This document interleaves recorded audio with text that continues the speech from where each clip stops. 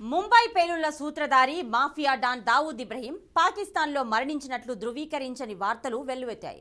నిఘా వర్గాల సమాచారం బట్టి చూస్తే దావూద్ ఖతమైనట్లే. తాజాగా ముంబైలో దావూద్ ఇబ్రహీం ఆస్తుల వేలంకు కేంద్రం రెడీ అయింది. దావూద్ ఇబ్రహీం మరణంపై చర్చ జరుగుతున్న క్రమంలో ఆయనకు సంబంధించిన వందల కోట్ల రూపాయల విలువైన ఆస్తులు వేలం చర్చనీయాంశంగా మారింది.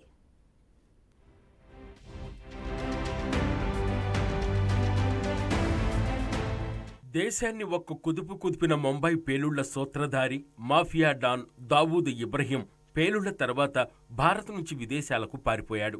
తొలుత దుబాయ్, ఆ తర్వాత పాకిస్తాన్, అలా తిరుగుతూ విశాల డ్రగ్ సామ్రాజ్యాన్ని విస్తరించాడు ఈ డాన్. దావూద్ తమ దేశంలో లేడంటూ పదే పదే చెప్పుకొచ్చింది పాకిస్తాన్. అయినా నిఘా వర్గాలు మాత్రం Pakistan secret service agency ISI పడగనీడలో దావూద్ ఇబ్రహీం ఉన్నాడనే అంటున్నాయి.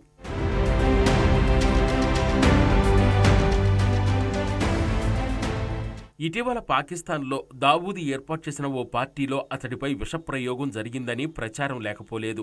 కొన్ని గంటల తర్వాత దావూద్ మరణించినట్లు వార్తలు గుప్పుమన్నాయి.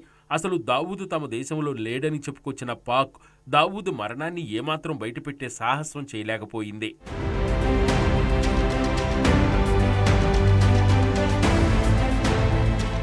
ఇదిలా ఉండగా దావూద్ ఇబ్రహీం ఆయన కుటుంబ సభ్యుల ఆస్తులను వేలం వేయడానికి రంగం సిద్ధమైంది. జనవరి 5న దావూద్కు చెందిన ఆస్తులను బహిరంగ వేలం వేస్తున్నట్లు కేంద్రం ప్రకటించింది. ముంబై ఖేడ్ తాలూకా పరిధిలోని రత్నగిరి ప్రాంతంలో దావూద్కు చెందిన పెద్ద బంగ్లా, మామిడి తోటతో పాటు మరో 4 ఆస్తులను వేలం వేయబోతోంది.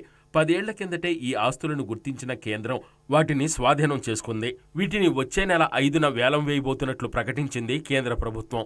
మరి ఈ సమయంలో దావూద్ అసలు గుట్టు బయటపడుతుందా లేదా అనేది చూడాలి.